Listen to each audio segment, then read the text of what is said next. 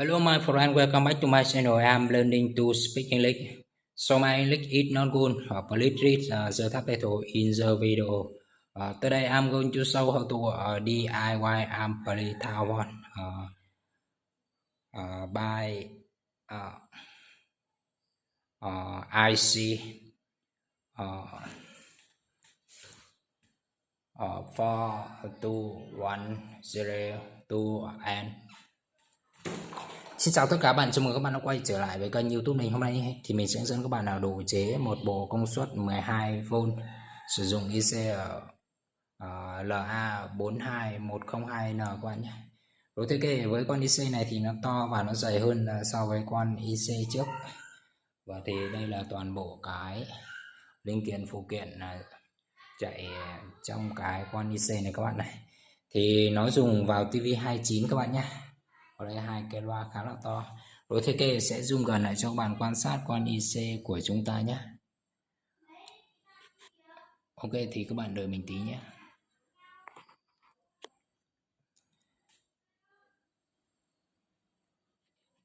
Ok thì đây là con IC này các bạn này, LA42102N nhé. Con này các bạn này, LA42102 thì nó khác so với con khác các bạn nhé. So với con mỏng đợt trước công suất nó có vẻ khỏe hơn. Rồi ok, trước khi chế cháo thì sẽ cho các bạn xem sơ qua nhé. Con này con LA42102 và IC của nó rất là mỏng nhé. Trong khi đó thì con này lại ngược lại các bạn nhé. Con này thì sẽ là ok, để mình zoom gần lại cho các bạn quan sát nhé. Ok, con IC của chúng ta thì sẽ là con LA42102N các bạn nhé. Và thì con này thì nó to và nó dày hơn các bạn. Con này dày hơn rất là nhiều nhé. Trong khi đó thì con này thì cực kỳ mỏng. Hai con khác nhau hoàn toàn các bạn nhé. Ok, như vậy là một con dày và một con mỏng. Rồi ok, sẽ hướng dẫn các bạn chế cháo con này nhé.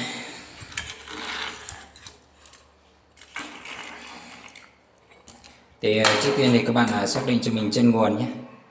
Chân nguồn của con này thì sẽ nằm ở chỗ này các bạn này. Ok, để các bạn đợi mình thì mình sẽ cân chỉnh camera lại cho các bạn nhé.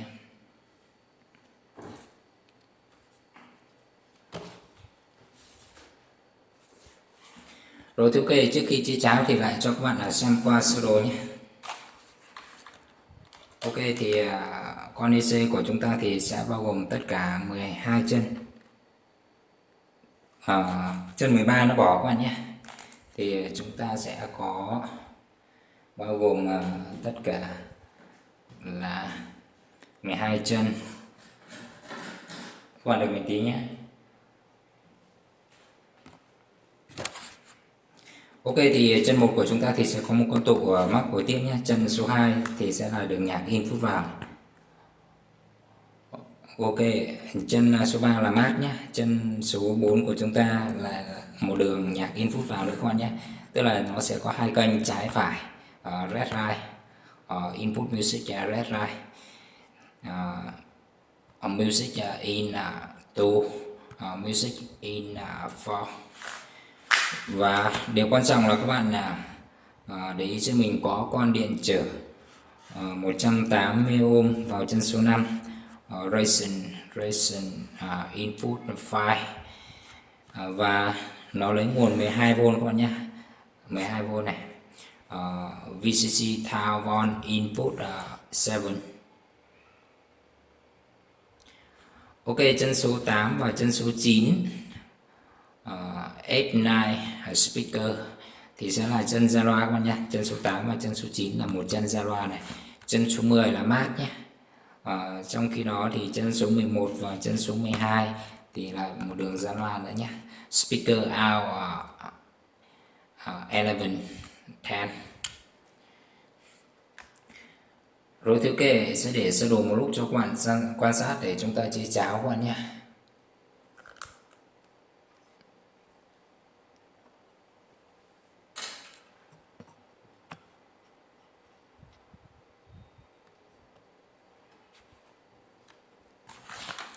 Ok, chúng ta sẽ tiến hành đấu nối các bạn nhé. Thì mình sẽ để sơ đồ sang một góc. Thì trước tiên thì các bạn câu cho mình con điện trở 180 ohm nhé. Nâu xám nâu. Mình sẽ lấy nét lại cho các bạn quan sát nhé. Con này nó không lấy được nét. Ok, nâu xám nâu. Con điện trở 180 ohm. Với con điện trở 180 ohm này thì các bạn câu vào chân số 5 cho mình nhé. Chúng ta sẽ lấy nguồn 12V và câu vào chân số 5.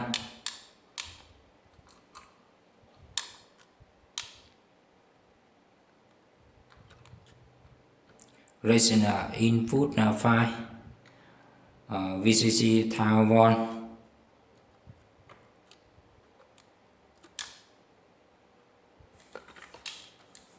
Ok, do nó vướng camera nên là khá khó hàn các bạn nhé.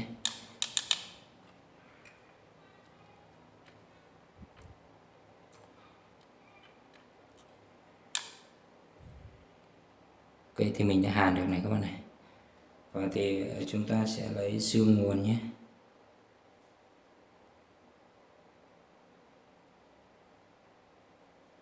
Dương nguồn 12V vào chân số 7.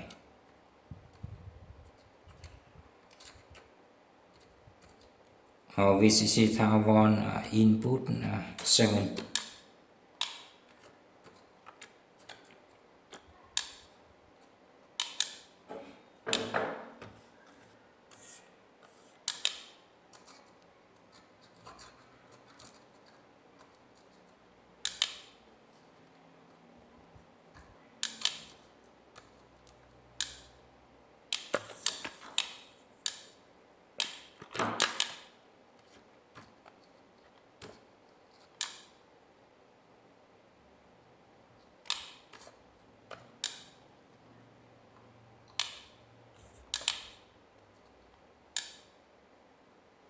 Ok, như vậy là mình đã hàn xong này.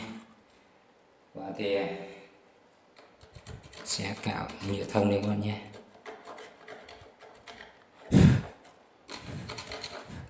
Ok, tiếp theo thì các bạn câu cho mình nguồn 12V nhé.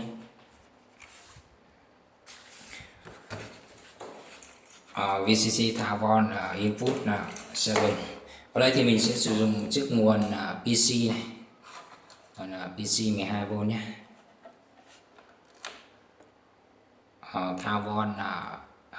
Taiwan DC by PC.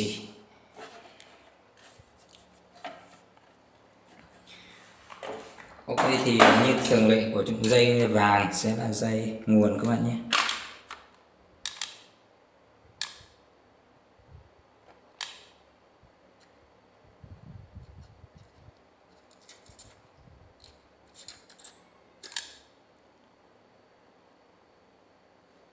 Và dây đen của chúng ta thì sẽ là mát các bạn nhé.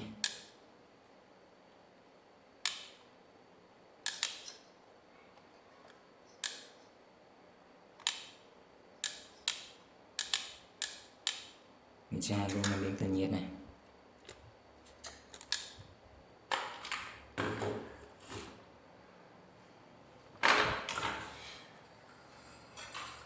Ok, phần loa thì mình sẽ sử dụng hai chiếc loa của TV của nó luôn các bạn nhé. Hai chiếc loa khá là to này. Thì mình sẽ đặt tạm nó sang một góc nhé.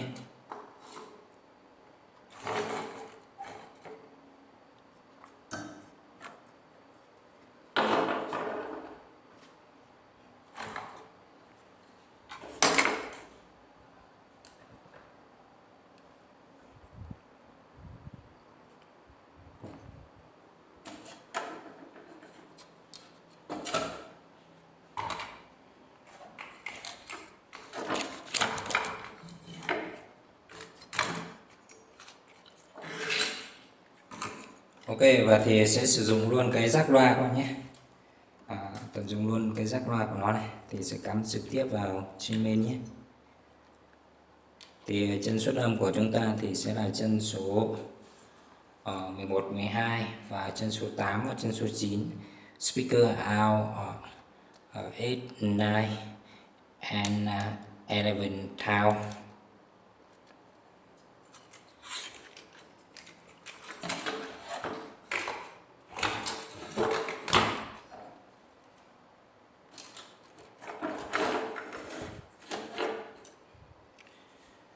Cái thì mình sẽ cắm điện vào thì sẽ test thử nhé. Mình cắm điện này.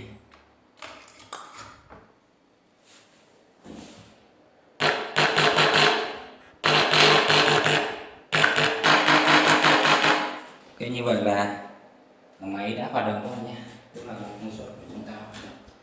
Mình sẽ test thử lại nhé.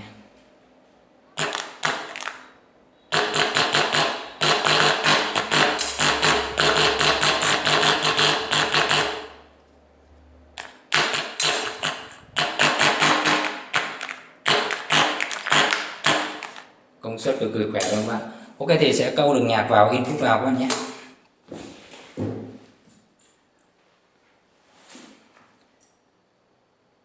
Input music. Đường nhạc vào thì sẽ là chân số 2 và chân số 4 các bạn nhé. Music input là 2 and 4.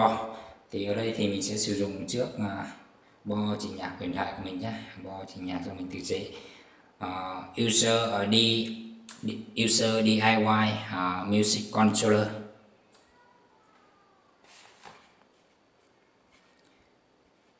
Ok thì mình sẽ tiến hành hàn đường nhạc vào nhé.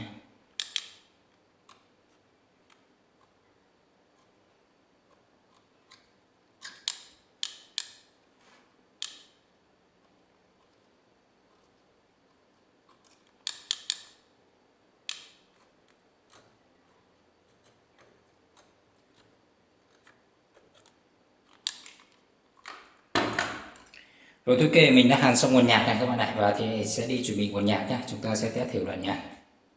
Rồi ok, mình đã chuẩn bị xong nguồn nhạc này các bạn này, và thì sẽ test thử đoạn là nhạc các bạn nhé. Test music.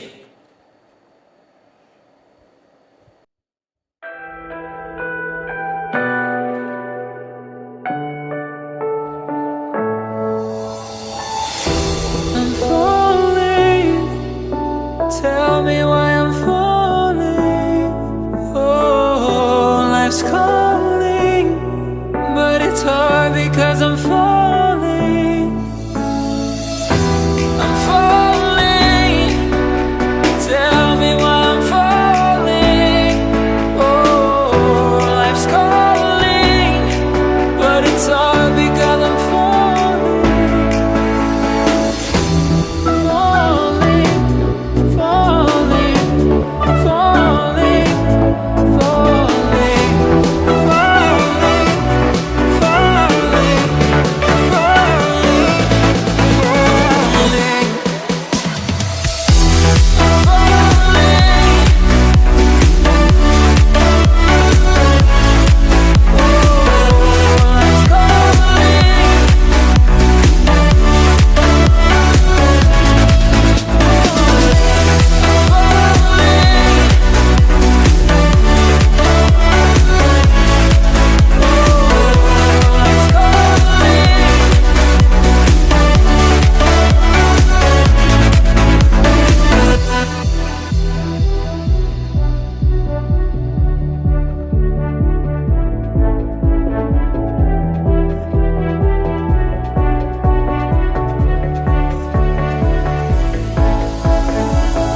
started to fall, and where were you?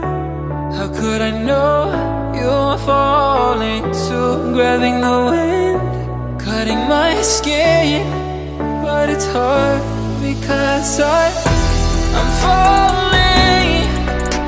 Tell me why I'm falling. Oh, life's calling, but it's hard because I'm falling. Falling.